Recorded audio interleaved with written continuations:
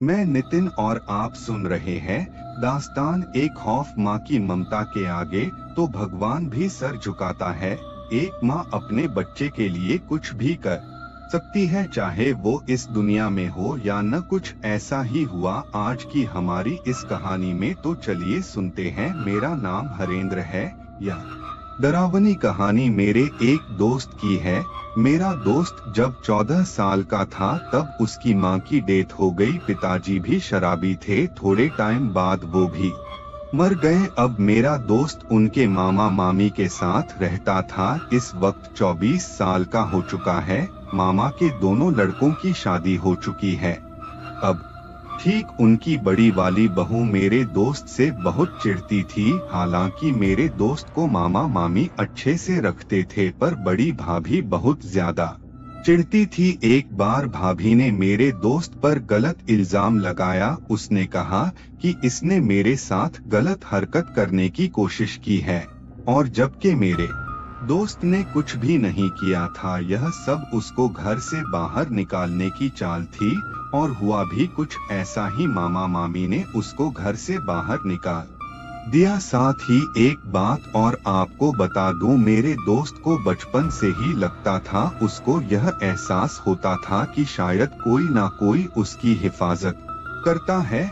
और तो और ठीक उसी रात मेरे दोस्त की माँ उसके सपने में आई। माँ ने कहा कि बेटा फिक्र मत कर, सब कुछ ठीक हो जाएगा, मैं तेरे साथ हूँ। दोस्त की जब आंखें खुली तो पाया कि यह तो सिर्फ सपना था। उस वक्त उसको कुछ भी समझ में नहीं आया। जिंदगी में पहली बार उसको यह सपना आया था। दूसरे दिन उसको मालूम पड़ा कि मामा की बड़ी बहू, उनकी तबीयत बहुत ज्यादा खराब है। वह बहुत ज्यादा डर चुकी है। उनका कहना है कि उसे किसी औरत ने बहुत मारा। कहने लगी कि सबको सच बता दे कि तूने झूठा इल्जाम लगाया। उसने कहा ठीक है, पर मुझे मत मारो।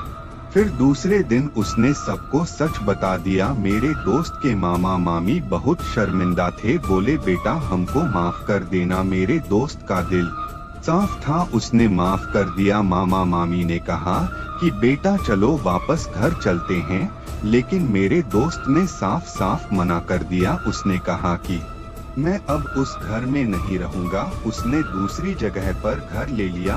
वह गवर्नमेंट जॉब करता है, तो आज वह वहां पर मैनेजर है। उसने खुद का घर भी ले लिया है, और उसने ठीक एक बाबा को भी दिखाया। तो पता चला कि तुम्हारी माँ बचपन में जब तू छोटा था तभी तुझे छोड़कर चली गई थी। वह तब से लेकर अब तक तेरी हिफाजत करती है।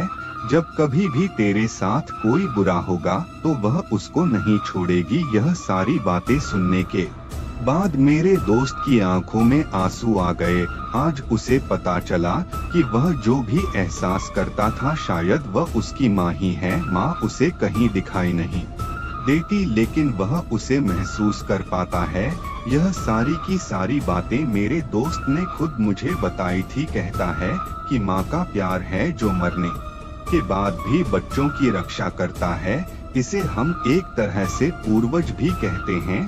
दोस्तों, आपको यह कहानी कैसी लगी नीचे कमेंट में जरूर बताइएगा। हर बार कहानियाँ एक जैसी नहीं होती। तो देखा आपने, माँ की ममता मरने बाद भी उसको अपने बच्चे से जोड़े रखती है। कैसी लगी आपको ये कहानी कमेंट्स में जरूर बताना। मिलते हैं एक और नई कहानी के साथ। जब तक अपना और अपने परिवार का